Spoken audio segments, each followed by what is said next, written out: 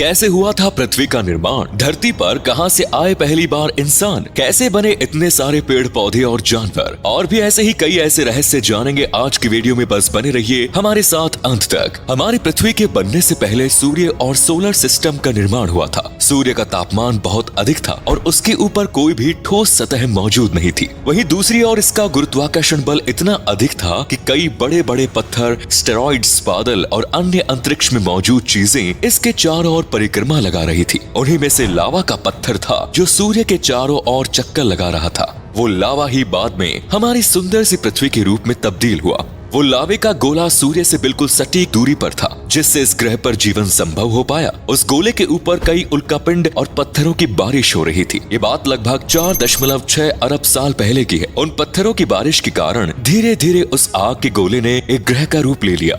लेकिन ये ग्रह अभी रहने लायक नहीं था। इसका तापमान 1200 डिग्री सेल्सियस से भी अधिक था और न ही इसके ऊपर कोई ठोस सतह मौजूद थी। यह अब भी एक प्रकार से गैस और लावे का ही गोला था। 600 मिलियन वर्षों तक ऐसे ही इस ग्रह का निर्माण होता रहा और इसके ऊपर कई प्रकार के पत्थरों की बरसात होती रही। अब 3.9 अरब साल पहले एक समय ऐसा आया जब बहुत बड़ी संख्या में उल्कापिंड धरती के ऊपर गिरने लगे। इस फिनोमेना को द लेट हेवी बॉम्बार्डमेंट कहा जाता है।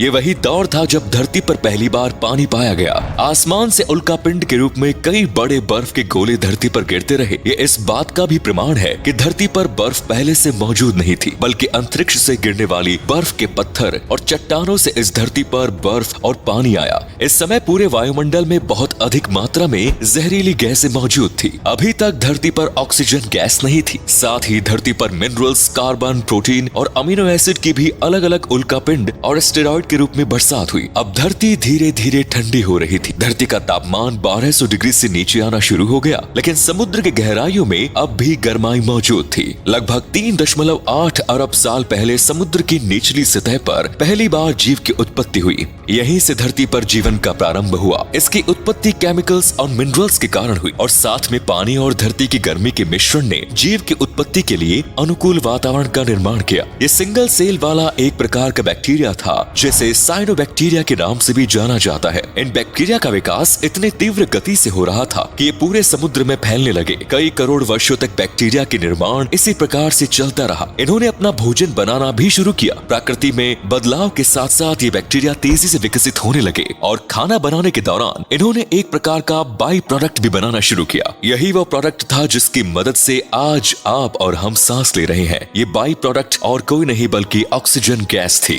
अब धरती के क्रस्ट में हलचल होनी शुरू हो गई। धरती के अंदर मौजूद टेक्टोनिक प्लेट्स में मूवमेंट होने लगी, जिसकी वजह से द्वीप का निर्माण हुआ। सबसे पहले द्वीप का नाम रोडिनिया था। यह धरती का पहला महाद्वीप माना जाता है। इस समय धरती का तापमान 30 डिग्री सेल्सियस हो गया था, जो जीवन की उत्पत्ति के लिए परफेक्ट था। लगभग 75 करोड़ साल पहले रोडिनिया महाद्वीप 2 भाग में डिवाइड हो गया और पृथ्वी के अंदर मौजूद लावा बाहर धरती पर आने लगा। लावा के कारण पृथ्वी के वायुमंडल में कार्बन डाइऑक्साइड की मात्रा बहुत अधिक बढ़ गई। इससे धरती पर एसिड रेन होनी शुरू हो गई। एसिड रेन ने कार्बन डाइऑक्साइड गैस की मात्रा में कमी लाने का काम किया। इसके बाद आता है पहला हिमयुग यानी आइस एज। ये पहला आइस एज होने के साथ साथ पृथ्वी का सबसे लंबा आइस एज भी था। आइस एज के समय पूरी पृथ्वी जम गई, लेकिन इससे कार्बन डाइऑक्साइड की मात्रा में एक बार फिर वृद्धि होने लगी और जिस कारण धरती का तापमान बढ़ने लगा। उसी समय समुद्र के अंदर एक नई दुनिया का निर्माण शुरू हुआ। समुद्र के अंदर कई जीवों की उत्पत्ति होने लगी और उनमें विकास भी तेजी से होना शुरू हो गया। साथ ही समुद्रों में पौधों की पैदावार भी होने लगी। इसी समय समुद्री दैत्य के नाम से प्रसिद्ध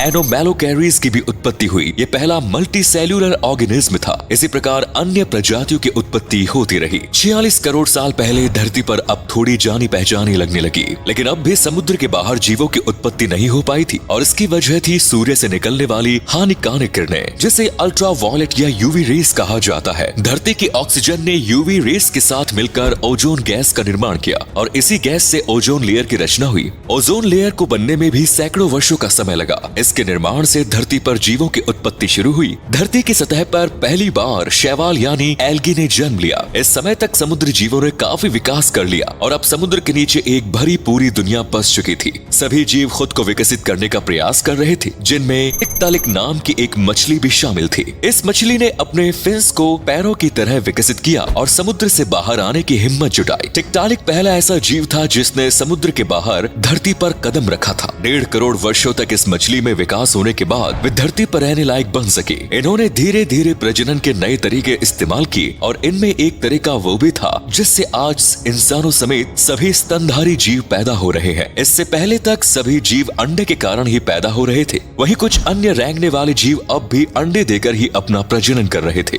20 करोड़ वर्ष पहले डायनासोर और अन्य जानवरों की उत्पत्ति हुई। डायनासोर्स की उत्पत्ति अंडों से ही हुई थी क्योंकि डायनासोर्स मैमल नहीं बल्कि रेप्टाइल्स थे। बहुत लंबे समय तक इस पृथ्वी पर डायनासोर्स ने राज किया, लेकिन अचानक धरती का बुरा वक्त शुरू हो गया। आसमान से एक बहुत बड़ा उल्कापिंड धरती पर 70,000 किलोमीटर की रफ्तार से आकर गिरा। उस उल्कापिंड का डायमीटर 10 किलोमीटर था। उस उल्कापिंड के कारण धरती पर भूकंप आया और भूकंप से बड़ी सुनामी आ गई। उस सुनामी में सब कुछ नष्ट हो गया। धरती पर धुएं के बादल छा गए जिससे सारे डायनासोर नष्ट हो गए। लेकिन मैमल्स खुद को बचाना जानते थे। मैमल्स ने खुद को बचाने का तरीका ढूंढा और वे पृथ्वी के नीचे गड्ढा बनाकर रहने लगे। दोस्तों, धरती पिछले 4.5 अरब वर्षों से अंतरिक्ष में घूम रही है। आज इस धरती का संरक्षण करना, इसे साफ सुथरा रखना और आने वाली सैकड़ों पीढ़ियों के लिए रहने लायक बनाए रखना हम सभी की जिम्मेदारी है। भारत में तो प्राचीन काल से ही धरती का माता के रूप में पूजा की जाती रही है। इसी बात पर बोलो धरती माता की जय।